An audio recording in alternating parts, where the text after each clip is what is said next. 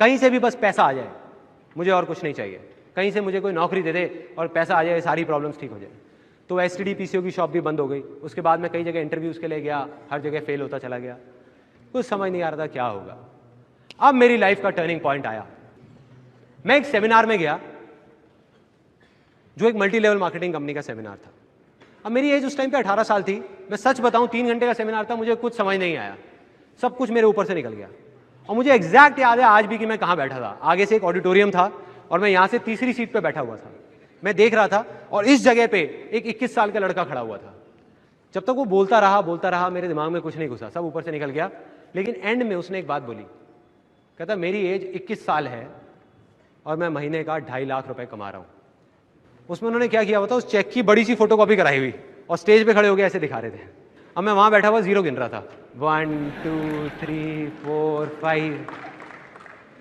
मेरे दिमाग में आ रहा था, मैंने कहा ये तो सच में कमा रहा है 2.5 लाख रुपए महीने का। मेरे तोते उड़ गए, दिमाग फट गया मेरा। मैंने ये देखा था जिंदगी में कि भैया 10-15 हज़ार रुपए के लेवल पे पहुंचने में भी सालों लग जाते हैं।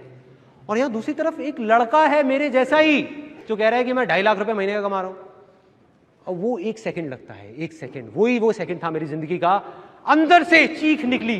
मैंने कहा कि अगर ये लड़का कर सकता है जो देखने में बिल्कुल मेरे जैसा है, अरे तो मैं क्यों नहीं कर सकता? मैं क्या कोई दूसरे प्लेनेट से आया हूं? मैं क्यों नहीं कर सकता? अगर इसके लिए आसान है तो मेरे लिए भी आसान है। मैं भी कर सकता हूं, कर सकता हूं। और जैसे ये 2 वर्ड्स आए मेरी लाइफ में, जैसे ही अंदर तक मैंने मान लिया कि सब कुछ आसान है, तो मेरे अंदर चेंजेस आने शुरू हो गए। जहां पहले मैं बोलता था कि अरे मुश्किल है, कुछ नहीं हो सकता, हमारा तो टाइम ही खराब चल रहा है, पता नहीं क्या होगा, मैं बोलने लग गया अरे अब आप देखो मैं क्या करता हूं। अरे 2-2 लाख के चेक तो ऐसे ले आऊंगा, कंपनियां खड़ी कर दूंगा, अभी आप देखते जाओ, अभी आपको पता नहीं है क्या होने वाला है। और सब बोलने लग गए थे कि संदीप तो पागल हो गया है। अब ये एक बहुत मजेदार पॉइंट है, जब भी आपको लोग बोलने लग जाएं कि आप पागल हो गए हो, तो आप समझ जाओ कि आप सही ट्रैक पे हो। थोड़ा सा तो पागल होना पड़ेगा। वही हुआ, मैं पागल हो गया, अजीब अजीब बातें करने लग गया। मतलब अंदर से मुझे लगने लग गया बहुत आसान है। लैंड फर्टाइल हो गई। एक स्टेप कंप्लीट, दूसरा स्टेप डिस्कवर करना था कि क्या करना है। अब 2 आवाजें थी, बाहर की आवाज, अंदर की आवाज। मैं उस आदमी को जिसको मैंने स्टेज पे देखा था, उसको देख करके मैं सोच रहा था कि मुझे ऐसा बनना है।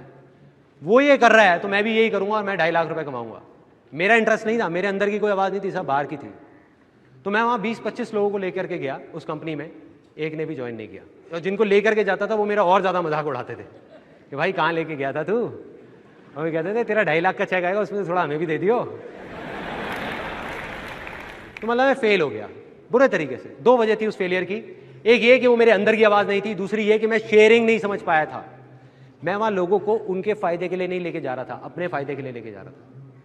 मन में क्या था एक 18 साल के लड़के के, मुझे अपनी फैमिली की प्रॉब्लम सॉल्व करनी है। भाड़ में गए लोग, तो मैं लोगों को बेवकूफ नहीं बना पाया।